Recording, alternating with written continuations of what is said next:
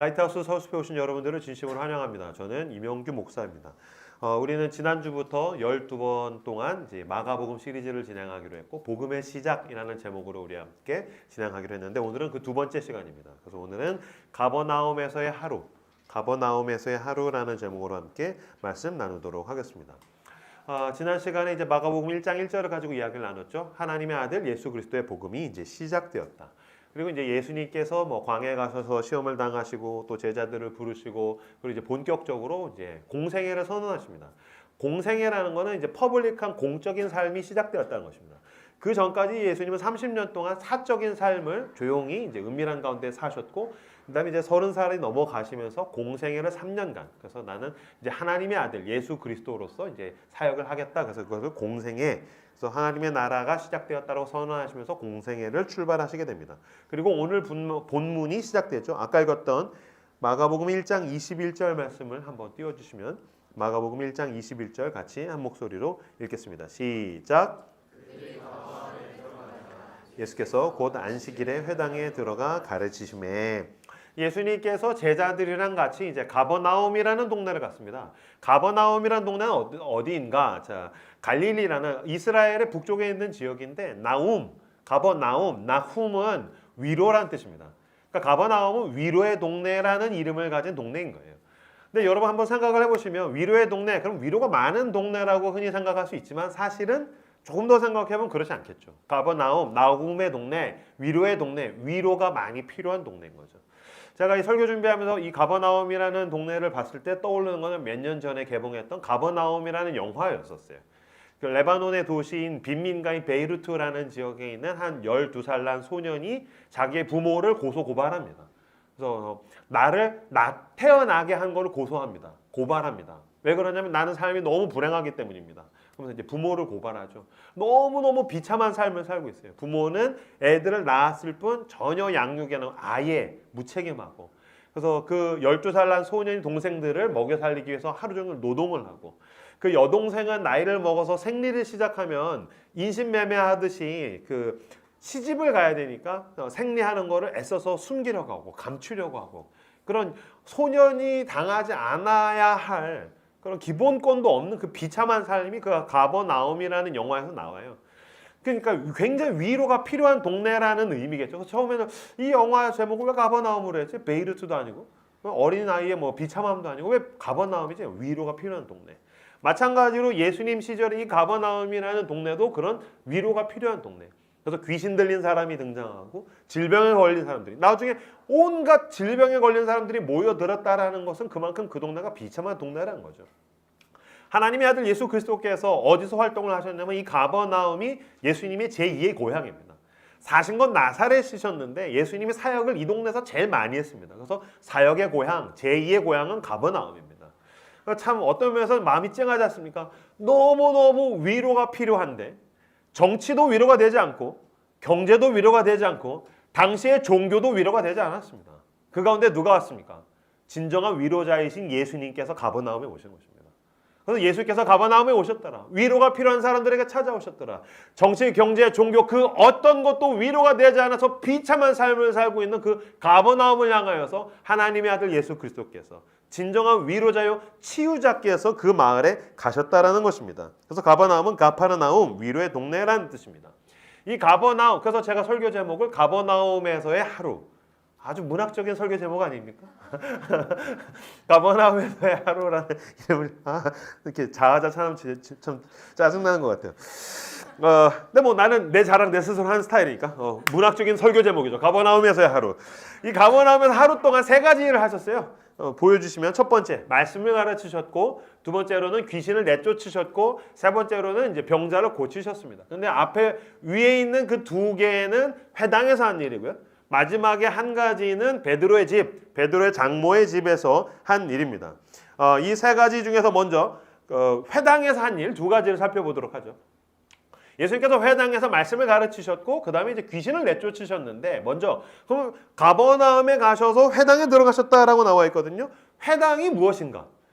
회당은 이스라엘 사람들은 이스라엘의 수도인 예루살렘에다가 성전을 지어놓고 멋있게 지어놓고 종교적인 건축물을 지어놓고 여기가 하나님의 집이다, 하나님이 여기에 임하신다라고 생각했어요. 지금도 이슬람 사람들은 메카에 가야 됩니다. 그래서 꼭 죽기 전까지 한 번은 가야 됩니다. 거기에 가야 진짜 거기가 성지다. 거기가 알라가 계신 곳이다라고 이제 생각을 하는 거죠. 마찬가지로 이스라엘 사람들도 예루살렘에 종교적 건축물을 지었고 이게 성전이다. 이게 하나님의 집이다라고 이제 이야기를 부르는 거예요. 근데 문제는 이스라엘이 외세로부터 침공을 당합니다. 뭐 페르시아, 바벨론. 그러다 나라가 망해버려요. 나라가 망한 데다가 사람들이 다른 나라에다가 포로로 잡혀가게 됩니다. 왜 우리나라 사람들도 일제시대 때 뭐 만주, 간도, 사할린 막 여기저기 잡혀가잖아요. 마찬가지로 나라가 망하니까 이스라엘 사람들이 여기저기 흩어져서 이 사람들이 일주일에 한 번 안식일을 지키기 위해서 모였던 그 공간이 회당이었었어요. 그래서 회당이라는 이름을 지어놓고서 거기에서 그 건물에서 이제 모이는 거예요. 회당이 이 헬라어, 성경이 신약이 그리스어, 헬라어로 적혔다는 말씀을 드렸는데 원어가 뭐냐면 시나고그라는 단어입니다. 시나고그. 시나고그가 회당인데 이 시나고그는 무슨 뜻이냐? 이건 미팅 플레이스, 만남의 집이라는 뜻이에요. 그러니까 이들은 일주일에 한 번씩 만남의 집, 미팅 플레이스. 여기서 하나님을 만나는 집, 서로 만나는 집, 그리고 함께 성경을 나눌 수 있는 말씀을 만나는 집, 하나님의 은혜를 만나는 집. 이 미팅 플레이스에서 일주일에 한 번씩 모여서 거기서 이제 예배도 드리고 기도도 하고 성경 공부도 하는 거예요. 원래 이때 성경 공부를 누가 가르치냐면 서기관이라는 사람들. 이들은 이제 종교학자입니다. 이 서기관이라는 사람들이 성경을 가르쳤는데 예수님께서 성경을 가르치시는 거예요. 자, 22절을 띄워 주시겠습니까? 마가복음 1장 22절 말씀. 22절 띄워 주시면 같이 읽겠습니다. 시작.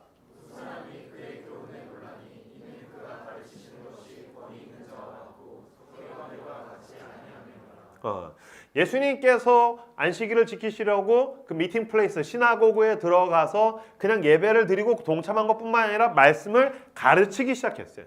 막 말씀을 가르쳤는데 뭐라고 나와 있냐면은 그의 경우는 논란이, 그가 가르치면 논란이, 왜냐면 그가 가르치신 것이 권위 있는 자와 같고, 여기서 말하는 권위 있는 자라는 에헴 뭐 이런 게 아니라 권위, 권세, 무슨 뜻입니까? 힘, powerful. 그러니까 예수님 뭔가 가르치실 때 어떠한 굉장한 힘을 사람들이 느꼈다는 거예요. 근데 이 힘을 느꼈다는 것은 아 재밌게 가르친다, 아 유쾌하다, 쾌활하다, 이명규 목사님 같아, 재밌어. 그런 얘기가 아니라 이건 훨씬 더 본질적인 거예요. 그러니까 단순히 잘 가르친다, 임팩트가 있다 이게 아니라 뭔가 더 본질적인 어떠한 힘을 사람들이 느끼기 시작하는 거예요. 이거 좀 다른데? 이 종교학자들이 이야기하는 거랑 다른데? 그 전에 경험한 거랑 좀 다른데? 그러더니 어떤 일이 일어납니까? 마가복음 1장 23절에서 27절까지 말씀. 그 힘은, 그 본질적인 힘은 무엇이었습니까? 23절에서 27절 같이 한 목소리로 읽겠습니다. 시작.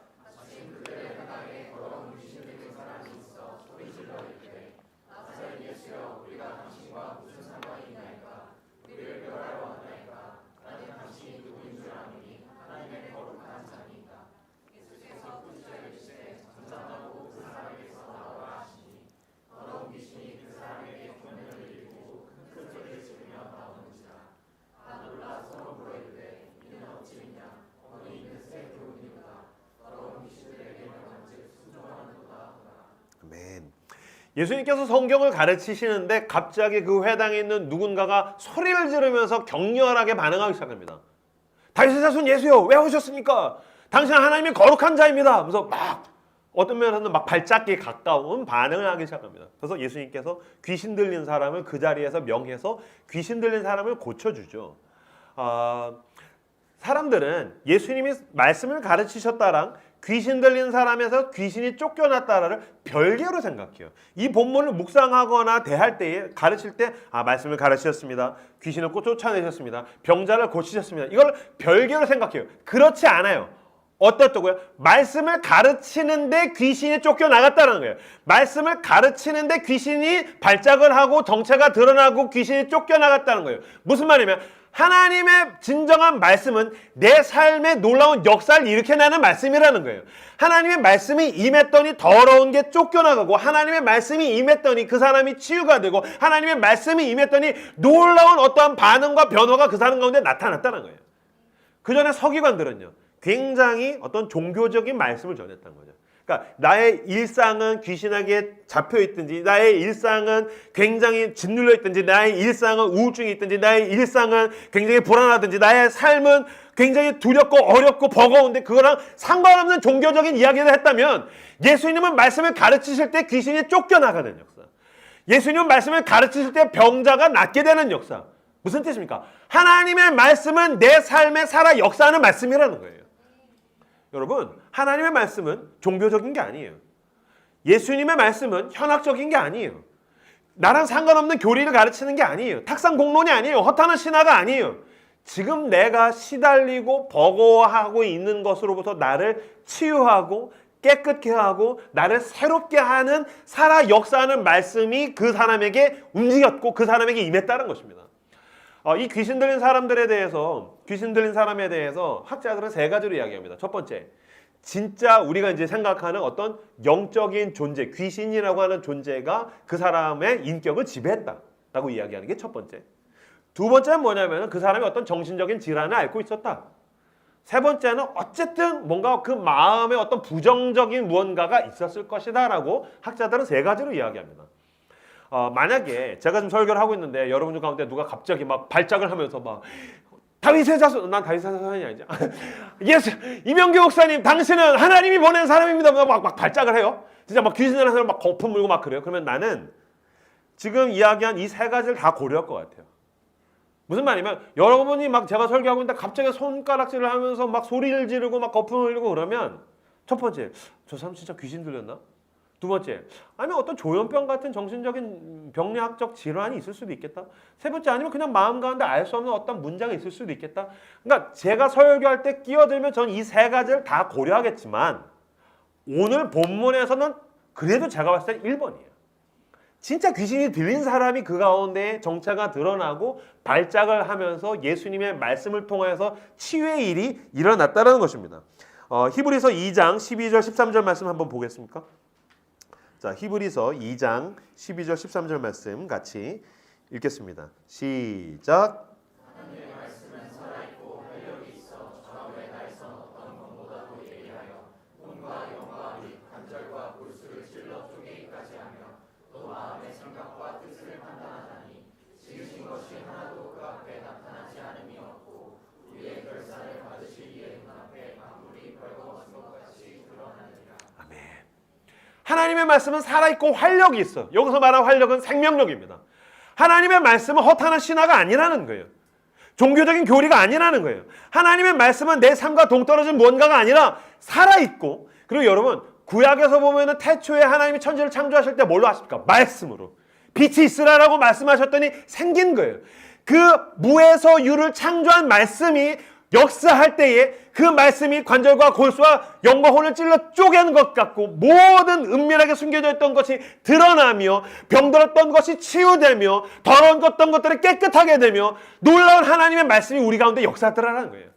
그래서 은밀한 가운데 귀신 들려있던 사람이 정체가 드러나고 대응하다가 말씀이 역사하니까 귀신이 쫓겨나가고 정결하게 되는 거죠. 뭐 학자들은 이게 귀신 들렸냐, 뭐 정신적인 질환이냐, 아니면 마음의 문제냐? 아니죠. 그거보다 더 중요한 게 있죠. 가장 중요한 것은 무엇입니까? 그 말씀을 들어야 하는 그 만남의 집에 굉장히 계속 오랜 기간 고통받는 사람이 있었다는 거예요. 그 오랜 기간 고통받았던 사람에게 종교적인 서기관, 종교학자들이 가르치는 교리가 아무런 도움이 되지 않았다는 거예요. 가버나움, 위로의 동네에 위로가 필요한데 위로받지 못하는 한 사람에게 예수님께서 오셔서 말씀하셨더니 그가 치유됐다는 것입니다. 그러니까 제일 중요한 지점은 그것입니다. 지금도 치유가 필요하고, 지금도 위로가 필요하고, 지금도 마음이 불안하고 두렵고, 그래서 인격적인 귀신이 들렸든지 아니면 여기 뭐 진짜 귀신 들린 사람은 없겠지만 막 그 악귀의 김태래 같이 막 부르륵 하면서 막 그런 사람은 없겠지만 2번, 3번에서의 귀신은 다 있지 않겠어요? 지금 다 보니까 돈 귀신에 시달리고 있는 것 같은데 돈 귀신에 시달리고 있고, 아니면 뭐 여러분 가운데 귀신은 뭐 하나 몰라 이 사람 안 잡아가고 그런 귀신적인 문제, 아니 뭔가 지금 내 인격이 지배당해서 붙들리고 있다면 하나님의 말씀은 당신을 치유한다는 것입니다. 하나님이 당신에게 말씀하기 원하시고 말씀으로 당신의 삶을 움직이기 원하시고 회복하기 원하시고 당신 안에 있는 더럽고 추악하고 어두운 것들을 쫓아내시고 하나님이 하늘로부터 부어주신 그 빛으로 채우고 두려움의 자리에 용기를 채우시고 의심의 자리에 신뢰를 채우시고 미움과 갈등과 분쟁의 자리에 하나님은 당신의 사랑을 가득히 채우기를 원하십니다. 하나님의 말씀은 그렇게 살아있는 말씀입니다. 그 말씀으로 채우시는 저 여러분들 다 되시길 주님의 이름으로 축복합니다. 하나님의 말씀은 내 삶을 회복합니다. 하나님의 말씀은 나에게 살아 역사합니다. 하나님의 말씀은 내 삶을 변화시킵니다. 저는 이게 추상적이지 않습니다. 난 내가 경험하는 겁니다. 저는 제가 설교를 하지 않습니까? 저에게 있어서 설교는 어떤 지식의 전달이 아닙니다. 나는 알지만 여러분들을 모르는 것을 지금 제가 가르치는 게 아닙니다. 여러분은 없는데 내가 있는 걸 전달해 주는 게 아닙니다. 만약에 내가 지식을 전달하고 내가 뭔가를 주는 거라면 내가 그것에 대한 혜택은 나는 없겠죠. 근데 하나님의 말씀이 우리 가운데 임하기 때문에 사실 가장 크게 변화되고 회복되는 건 납니다. 나는 설교하기 전과 후가 너무 다릅니다. 그러니까 하나님의 말씀이 내가 설교를 막 할 때 말씀이 임하면 나는 내게 변화를 이끌어 오시고 나를 회복하는 하나님의 말씀을 경험합니다. 지금은 그래도 제가 많이 인격적으로 좋아서 이 카테고리에서는 제가 좀 덜한데 처음 교회를 개척했었을 때 교회도 힘들고 저도 처음이고 게다가 코로나 오고 막 너무 힘든 시절이라서 이렇게 예배 드리러 오다가 아내랑 싸울 때가 있었어요. 참 쪽팔려요. 1시 반에 제 아내가 있어서 이 얘기할 때 너무 힘들었었어요. 아침에 일어나서 애들 데리고서 오는 게 쉬운 일이 아닙니다. 여러분 혼자 올라니 힘들죠. 홀몸으로 그냥 자유롭게 교회 올라니 얼마나 힘들어. 그냥 혼자 옷도 혼자 골라야 되고 혼자 밥 먹어야 되고 혼자 차 타서 혼자 교회 올라니 얼마나 힘들어. 저 그냥 애 둘 데리고 오려면 너무 쉬워요. 이게 진짜 애들 데리고 오는 게 너무 힘들어요. 진짜 이게 막 애들도 말 안 듣지. 게다가 막 그러면 뭐 시간이 막 촉박한데 여보 왜 빨리 가자면 뭐 내가 혼자 막 논이 막 그러다고 막 둘이 막 싸우고 왜 말을 그렇게 해 하면서 싸우고. 그럼 이제 차에서 이제 막 전쟁 한판 일어나고 나면 교회 오기가 싫어요. 아침에 준비해가지고 교회 오다가 둘이 부부싸움 하면요. 그냥 교회 오다가 그냥 집에 돌아가고 싶어요. 라이트하우스 서울수 우리 교회가 얼마나 솔직한 교회입니까? 우리 그리팅 할 때 어떤 마음으로 교회 오셨습니까? 아 오기 싫었어요. 막 그런 얘기들 하잖아요. 나도 그래요. 오기 싫을 때가 있어요. 게다가 아침에 부부싸움 하잖아요. 그냥 오기 싫은 게 아니라 설교를 해야 되는데 그런 마음이 들어요. 야 이명규 네가 설교할 자격이 있냐? 그런 마음이 들어요. 네가 거룩한 하나님의 말씀을 합치고 전달을 네가 자격이 있으면 자격이 없지. 그럼 그때부터 사탄이 얘 사탄의 별명이 거짓의 아비 아닙니까? 정죄하는 자예요. 넌 자격 없어. 너 가가지고 너가 종교적으로 구라치려고 가는 거야? 그래서 너가 먹고 살고 네가 이게 생업이라서 직업이라서 하는 거야? 아이고 한심하다 그러면은 막 영적인 자존감이 바닥을 치면 도망가고 싶어요. 근데 어떻게 도망가요? 가가지고 더 꾸역꾸역 자 라이트하우스 서울숲에 오신 여러분들 환영합니다 하면서 또 설교를 막 해요. 근데 하다가 보면 하나님의 말씀이 내게 임하고 성령께서 나를 붙들어 주시고 내가 설교를 막 하다가 보면 설교를 하고 나면 내가 변한다니까요. 설교를 하고 나면 하나님의 말씀이 임하면 내 영혼이 충만해졌어요. 내 영혼이 깨끗해졌어요. 내 영혼이 정결해졌어요. 주님은 그 말씀으로 날 치유하시고 회복하세요. 할렐루야. 그리고서 예배가 끝나지 않습니까? 그럼 막 설교하고 막 기도합시다 기도하고 막 찬양하고 막 뜨겁게 예배한 다음에 다시 이제 집에 가려고 차에 둘이 타면 어색해요. 그렇죠? 근데 놀랍죠. 방금 아까 처음 오면서 막 싸웠을 땐 절대로 용서 못해. 어떻게 주의 종에게 이따위 취급을 할 수 있어? 내 아내는 악해. 회개해야 돼. 주님 나는 용서할 수 없어요. 막 그러는데 딱 은혜 받고 말씀이 내게 임하고 나서 가다가 보면 여보 그러면 이제 어색하게 하지만 모나진 않아요. 왜? 내가 잘못했어. 날 용서해줘. 어떤 날은 막 울면서 내가 부끄럽다. 내가 더 노력할게. 날 용서해줘. 아니야 여보 내가 잘못했어. 아까 예배 드리는데 하나님이 나에게 말씀하셨어. 내가 죄인이야. 아니야 내가 죄인이야. 여보 할렐루야 하면서 막 하나님은 나를 변화시키는 그 말씀이 하나님이신 줄 믿습니다. 말씀은 피상적이지 않아요. 종교적이지 않아요. 종교적인 탁상 공론이 아니에요. 허탄한 신화가 아니에요. 하나님은 말씀으로 날 치유하세요. 내 안에 있는 어둠들을 밀어내시고 주님은 가장 좋고 선한 것들을 나를 채우시는 분이세요. 그것이 마음의 문제가 됐든지 질환이 되었든지 귀신이 되었든지 내 안에 있는 어둠을 쫓아내시는 주님의 말씀을 붙드시는 저와 여러분들 다 되시길 그리스도 이름으로 축복합니다. 주님은 그 귀신을 쫓아내신 다음에 어디로 가십니까? 29절 말씀, 29절 30절 말씀 같이 보도록 하겠습니다. 29절 30절 말씀 보겠습니다. 읽겠습니다. 시작. 회당에서 나와 곧 야고보와 요한과 함께 시몬의 장모가 열병으로 누워 있는지라 사람들이 곧 그 여자에 대하여 예수께 여짜온대. 예수님께서 회당에서 나와서 베드로의 집에 가십니다. 그래서 베드로의 집에서 베드로의 장모님의 병을 고치시죠. 베드로의 집에 갔는데 장모님이 계시다라는 게 왜 베드로의 집에 장모님? 그럼 장모님이 있다는 건 무슨 뜻입니까? 결혼했다는 뜻이죠. 부인이 있다라는 뜻인 거예요. 어쩌면 자녀들이 있었을지도 모르겠어요. 근데 자녀에 대한 기록은 성경에도 초대문서에도 나오지 않는데 분명한 건 베드로는 결혼한 사람이었었어요. 근데 그 장모님이 이제 아프신 거죠. 고대 사회는 여러분 집에 핵가족처럼 지금처럼 뭐 4명 살고 2명 살고 이게 아니고요. 20명씩 삽니다. 막 사돈의 8족까지 다 살아요. 그래서 양가 부모님의 사돈의 8족까지 조카들까지 잔뜩 사는 게 고대 사회의 집의 모양이에요. 3, 40년 전에도 그랬었어요. 저희 집에도 4명 살면 우리 집에 막내 삼촌도 사시고 막내 삼촌 친구도 우리 집 살았어요. 지금 생각하면 되게 웃겨. 막내 삼촌도 좀 그런데 막내 삼촌의 친구도 살았어. 그래서 저희 어머니가 한동안 우리 아버지한테 부부싸움하면 내가 당신 막내 동생의 그 친구가 사고 쳐서 막 경찰서 가서 막 그런 얘기 하셨거든요. 그러니까 그때는 이제 대가족 시대니까 장모님이 계셨는데 장모님이 열병에 걸리셨어요. 그래서 이제 육체적인 질병에 이제 시달리고 있는 거죠. 여러분, 가족에 한 명이 아프지 않습니까? 가족이 다 아픕니다. 가족이 있지 않습니까? 한 명이 아프잖아요. 그럼 가족이 다 아파요. 그 가족 중에 한 명이 병원에 입원해 있지 않습니까? 그럼 가족들이 돌아가면서 병원에 갈 거 아니에요? 환자의 개념 정의가 뭔지 아십니까? 아픈 사람이 아니에요. 병원에 가면 환자예요. 병간호 해보세요. 병원 들어가시면 다 환자예요. 마음이 아파요. 같이 몸도 아파요. 그럼 나중에 병간호 오래 하면 보호자가 병납니다. 여러분, 지금 장모님이 아프면 그냥 그 가족 전체에게 아픔과 고통이 있는 거예요. 그래서 지금 열병에 걸려 있는데 이 장모님이 어떠한 신학자들은 이게 열병이 화병이라고 이야기해요. 베드로 장모님이 화병에 났어요. 예? 화병이요? 왜냐면은 베드로가 원래 직업이 있는 사람이잖아요. 어부예요. 근데 어부로서 막 물고기 잡아서 생계를 유지하고 가족을 부양을 하다가 어느 날 뜬금없이 30살의 청년 예수를 만나게 되는 거죠. 그래서 어부로서의 그 직업을 내다 던지고서 그냥 예수님을 따라다니는 거 아니에요. 직업을 버린 거예요. 그래서 순식간에 백수가 됐어요. 근데 예수님이 뭘 본격적으로 다니면서 하는 게 없어요. 그러니까 당연히 장모님이 화병이 나죠.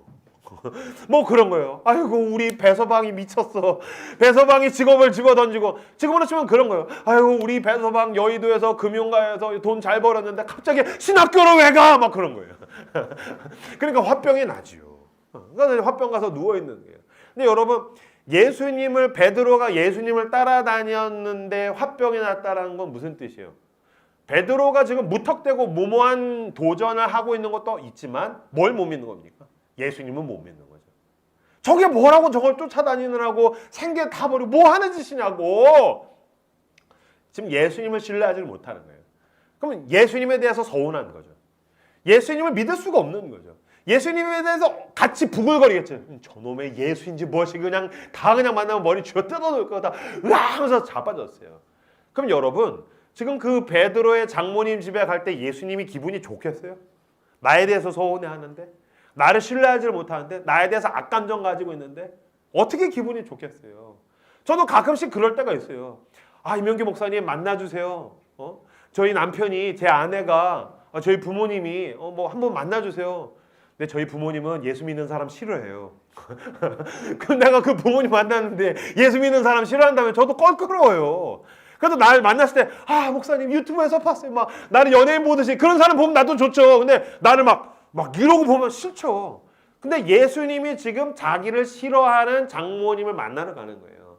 나에 대해서 서운해하는 사람을 지금 만나러 가는 거예요. 근데 어떻게 하셨습니까? 자, 31절 말씀.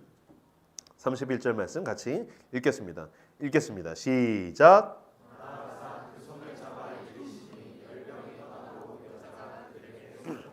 아멘.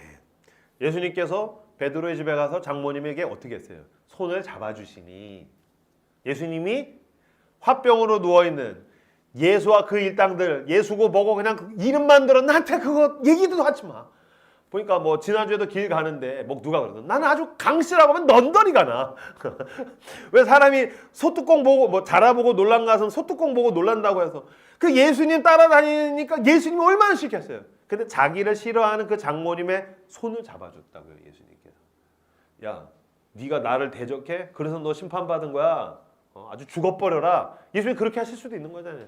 나 싫어하더니 아주 꼴 좋다. 아니 멀리서 일어나라. 뭐 이렇게 할 수도 있잖아요. 근데 예수님이 어떻게 해요? 스킨십을 하세요.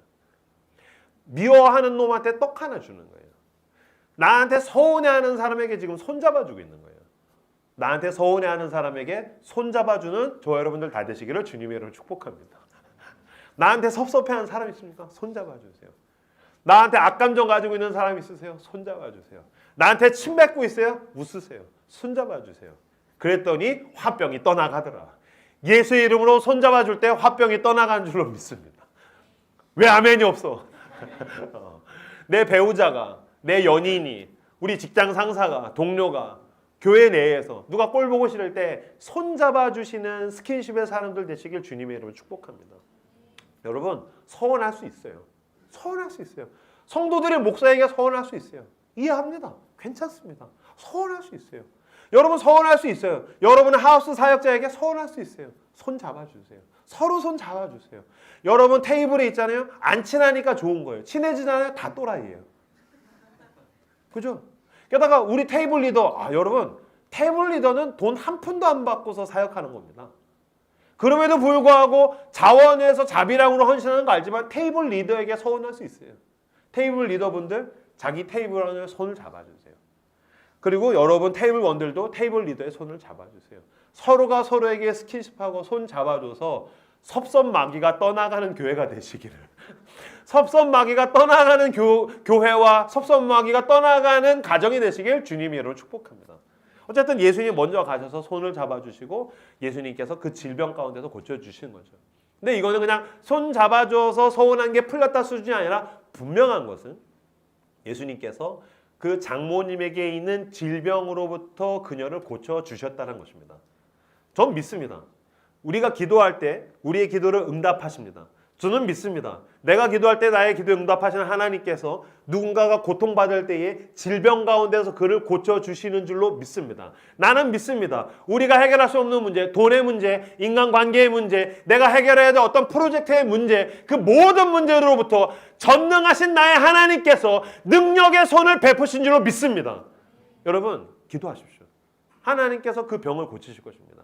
기도하십시오. 문제로부터 당신을 도우실 것입니다. 주님께서 분명히 그 질병 가운데에서 베드로의 장모를 낫게 하시고 고쳐주셨다는 것입니다. 그런데 그럼에도 불구하고 저는 알고 있습니다. 저는 질병 걸린 사람들 위해서 열심히 기도해요. 난 나을 줄 믿습니다. 그러나 모든 질병을 고쳐주시는 건 아닙니다. 여러분 예수님이 모든 병자를 다 고치신 건 아닙니다. 지구에 있는 모든 병자를 고치신 게 아닙니다. 지구에 있는 모든 귀신 들린 사람을 내쫓은 게 아닙니다. 여러분 예수님이 귀신을 내쫓고 질병으로부터 누군가를 고쳐주신 데 이유가 있습니다. 뭡니까? 나는 하나님의 아들 예수 그리스도다. 이걸 알려주시려고 하는 거예요. 여러분 질병에서 나오면 어떻게 돼요? 그냥 일반인 돼요. 근데 또 병에 걸려요. 그거 아시죠? 죽은 나사로가 살아났다네. 사실 그 뒤에 이거 더 붙여야 돼요. 또 죽었다네. 죽은 나사로가 살아났다네. 영원히 살아요? 아니요. 또 죽어요. 귀신 쫓겨났어요? 그럼 뭐 해요? 이제 취업 준비해야 돼요. 귀신 쫓겨났어요? 이제 결혼 준비해야 돼요. 배우자 기도해야 돼요. 애 낳아봐요. 본격적으로 힘들어요. 무슨 말이냐면 시달린다고요. 그러다가 결국에 뭐 하게 됩니까? 최종적으로 해결할 수 없는 문제가 두 가지가 있죠. 예수 그리스도는 그것 때문에 오십니다. 죄 그리고 죽음. 그죠? 귀신이 쫓겨나가든지 질병이 났든지 뭐 전세 자금이 대출이 나왔든지 자녀가 좋은 대학에 붙었든지 그 모든 문제로부터 넘어가지만 넘어갈 수 없는 두 가지의 문제. 죄와 죽음의 문제 때문에 예수님이 오신 것입니다. 그러니까 그걸 드러내기 위해서 지금 귀신을 내쫓고 그걸 알려주기 위해서 지금 병을 고치시는 거예요. 그러니까 이거보다 더 중요한 건 난 하나님의 아들 예수 그리스도의 복음이 시작되었다. 내가 이런 존재다라는 걸 주님이 드러내시려고 지금 이 일들을 행하고 계시는 거예요. 자, 예를 들어 드릴게요. 요새 저희 딸이 저만 만나면 아주 이 노래를 불러서 아주 죽겠어요. 그놈의 탕후루. 탕후루. 그놈의 탕후루 그만 좀. 탕후루. 자다가도 아빠 배고파. 뭐 먹을래? 탕후루. 배고픈데 왜 탕후루를 먹어? 탕후루. 그놈의 탕후루. 나 이해가 안 돼. 그거 과일 6개 꽂았는데 4,000원. 말도 안 돼. 전 탕후루 먹어본 적이 없어요. 그거 한 입 깨무는데 그냥 사탕이야. 근데 진짜 너무하잖아. 그 귤을 동그란 걸 꽂은 것도 아니야. 귤 그 낱개 6개를 꽂아놓고 4,000원 말도 안 돼. 나쁜 놈들. 근데 너무 디스하면 또 우리 교인 중에 탕후루 장사하시는 분이 있을 수도 있으니까 여기까지 하겠습니다. 어쨌든 탕후루는 회개할지어다. 말도 안 되잖아. 설탕 발라놓고 그거 4,000원. 근데 그걸 막 하루에 2개씩 뒤지는 통에 뒤지겠어요. 탕후루. 그 다음에 이제 두 번째가 어디서 맛봤는지 모르겠는데 이 7살짜리가 공차에 있는 난 이름도 지금도 잘 모르겠어요. 3가지 단어의 조합이에요. 브라운, 주얼리, 밀크티. 브라운, 주얼리, 밀크티. 그러니까 우리 막둥이 요새 눈만 뜨면 탕후루, 브라운, 주얼리, 밀크티. 발음은 정확히 안 되면서 브라운, 주얼리, 밀크티. 계속 그거. 하나 6,000원이야. 세상에 6,000원. 나는 그거 사 먹을 때 막 벌벌벌 떠는데 얘는 2개씩 드신다고 막 브라운, 주얼리, 밀크티, 탕후루. 그럼 2개 먹으면 10,000원이야. 말도 안 돼. 근데 사달라고 하잖아요. 얘 소원을 들어줘요. 얘가 지금 당면에 있는 문제를 제가 해결해줘요. 얘가 원하는 걸 해준다고요. 근데 여러분 탕후루도 주고 브라운 밀크티도 주고 다 주는데 이걸 줄 때 내가 알려주고 싶은 게 있죠. 탕후루가 중요한 게 아니에요. 줄 수도 있고 안 줄 수도 있어. 브라운 밀크티가 중요한 게 아니야. 줄 수도 있고 안 줄 수도 있어. 제가 진짜 우리 딸에게 주고 싶은 건 뭐야? 아빠는 너를 사랑하는 아빠야. 아빠는 너를 도와주는 아빠야. 아빠는 너가 원하는 걸 다 해줄 수 있어. 아빠는 너의 보호자야. 이걸 알려주고 싶어서 탕후루도 주고 브라운 밀크티도 주고 장난감도 사주고 인형도 사주고 다 주는 거라고요. 근데 그건 중요한 게 아니죠. 진짜 중요한 건 아빠는 널 사랑해. 아빠는 널 보호해. 아빠는 널 지켜줘. 아빠는 너가 원하는 걸 다 해줄 수 있어. 대신 난 죽을 수도 있어. 이걸 알려주고 싶은 거죠. 무슨 말인지 아시겠죠? 여러분 예수님이 귀신을 내쫓고 병을 고치시고 우리가 기도할 때 내 돈의 문제, 인간관계 문제, 취업의 문제 다 해결해 줄 수 있어요. 그러나 해결해 주지 않으실 수도 있어요. 더 중요한 게 있죠. 난 너를 지키는 너의 보호자야.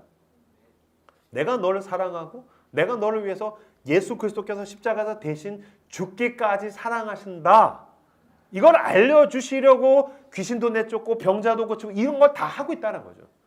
그러니까 여러분 하나님은 우리가 기도할 때 병을 고치시지만 그러지 않으실지라도 우리가 믿어야 될 것은 무엇입니까? 하나님은 결국에 우리를 가장 좋은 곳으로 인도하신다. 하나님은 반드시 그리고 결국에 가장 좋은 곳으로 인도하신다라는 것을 믿는 것입니다. 그런데 어쨌든 오늘 이 본문에서는 예수님께서 병을 고치셔서 병에서 나아서 어떤 일이 일어났습니까? 자, 32절 33절 말씀 32절 33절 말씀을 같이 읽겠습니다. 시작.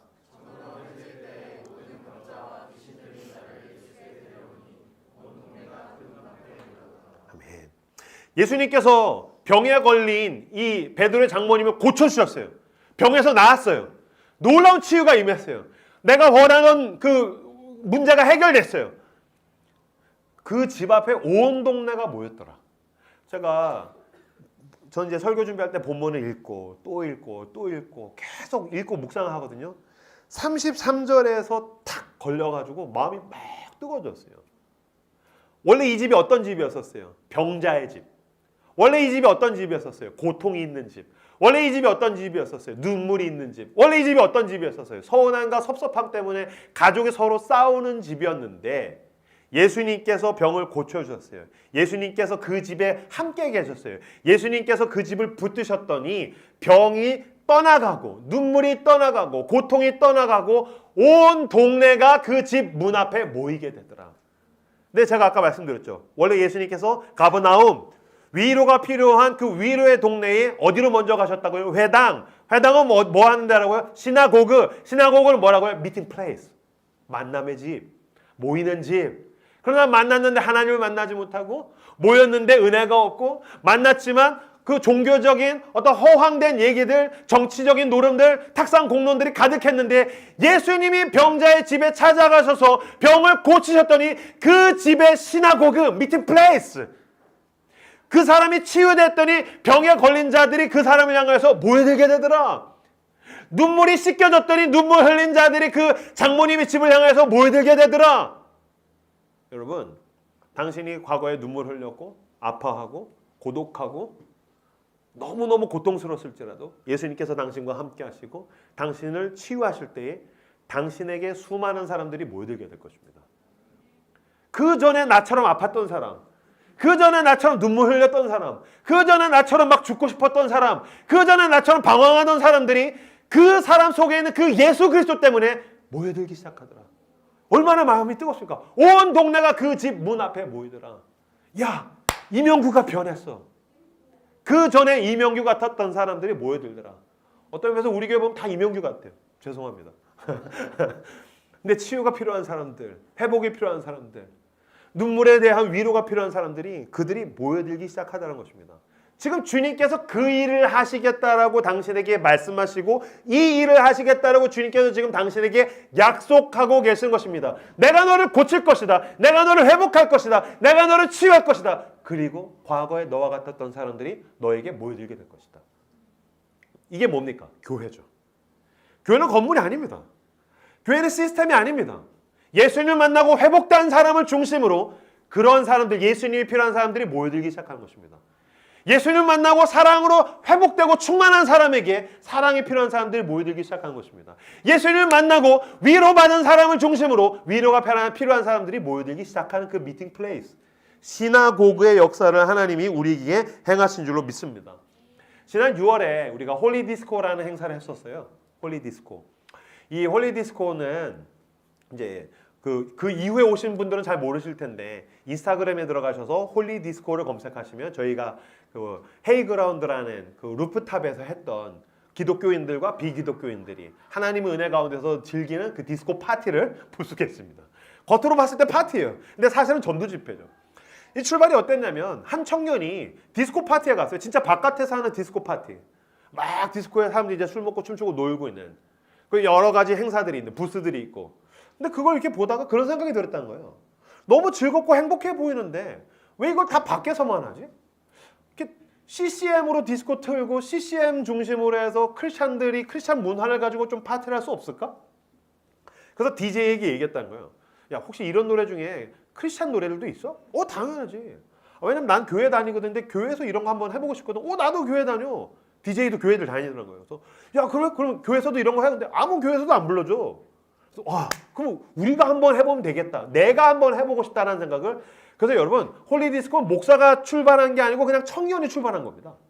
그래서 이 친구가 자기 하우스에 와서 테이블 원들끼리 그런 얘기를 한 거예요. 야, 우리끼리 한번 그런 거 해보자. 좋아. 그래서 자기들끼리 기획안을 써서 거꾸로 그걸 가지고 절 찾아왔어요. 그래서 목사님, 저희 이런 거 한번 해보고 싶어요. 너무 좋다. 하자. 우리가 교회에서 다 지원해 줄게. 그리고 라이트하우스 서울서 우리 교회 이름 아예 하지 마. 어디 플랜카드 라이트하우스 우리 교회 하지 마. 니네 마음대로 하고 싶은 대로 해. 어차피 그거 한 다음에 내가 사진 찍어서 내 인스타그램에 이렇게 포스팅하면 다 우리 교회 건지 다 알아. 나 어차피 팔로워가 6,000명 돼. 괜찮아. 마음대로 해. 근데 진짜 했는데 기가 막히게 한 거예요. 막 디스코 음악에 막 그 셰프하는 친구가 음식을 준비를 하고 플리마켓들을 다 섭외해가지고서 그 사람 너무 기독교 중심으로 문화가 되어 있는 그 플리마켓들 와서 하고 자선 경매 파티를 하고 그게 시나고그죠. 하나님 안에서 은혜가 필요한 사람들이 모이는 거죠. 사랑이 필요한 사람들이 모여드는 거죠. 그날 여러분 놀랍게도 600명이 모였습니다. 그리고 우리가 그걸 자선으로 필요한 곳에 보내겠다고 했는데 그때 우리가 400만 원이 모여서 전액을 다 보냈습니다. 하나님이 지금 그런 일을 하시겠다라는 거예요.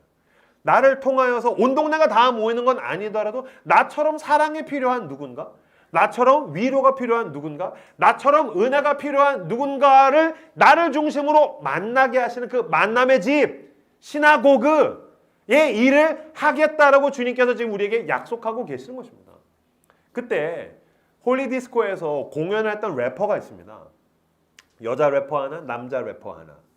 이 여자 래퍼가 사츠키라는 친구입니다. 이 사츠키라는 친구가 최근에 보니까 유튜브에 새롭게 하소서라는 기독교 프로그램, 인터뷰 프로그램에서 나왔더라고요. 한번 좀 보셨으면 좋겠어요. 사츠키라는 친구는 얼굴에도 문신 있고 목에도 문신 있고 온몸에 문신 있는 여성 래퍼예요. 이 친구는 원래 굉장히 불우하고 고통스러운 어린 시절을 살다가 래퍼가 되겠다라고 마음을 먹고 이제 랩을 막 하고 음악 작업을 하다가 어느 날 이제 어느 집에 래퍼들이 같이 모여 있다라는 얘기를 듣고 거기를 가게 됐어요. 거기를 갔는데 그 래퍼들이 은박지 위에다가 뭐를 놓고서 자꾸 막 흡입을 하고 마시고 있다는 거예요. 은박지들이 여기저기 있고 저게 뭐지?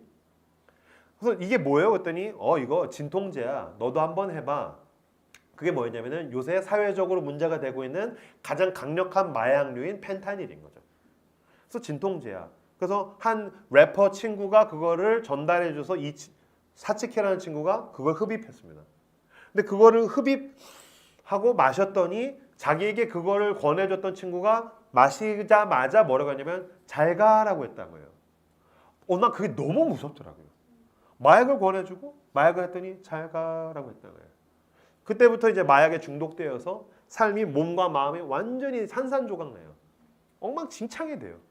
나중에는 어느 정도였냐면 막 귀신이 보이고 환청이 들릴 정도로 죽고 싶고 죽을까봐 두렵고 그래서 가장 인생의 나락을 치고 있을 때였어요. 어느 날 새벽에 진짜 이러다 죽을 것 같다라는 거예요.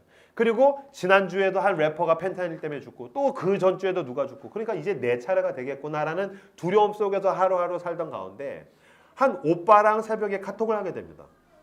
근데 그 오빠 래퍼가 그때 이제 같이 했던 그 남성 래퍼였는데 그 친구는 바로 직전에 얼마 전에 교회에 가서 예배를 드리다가 회심을 하게 된 친구.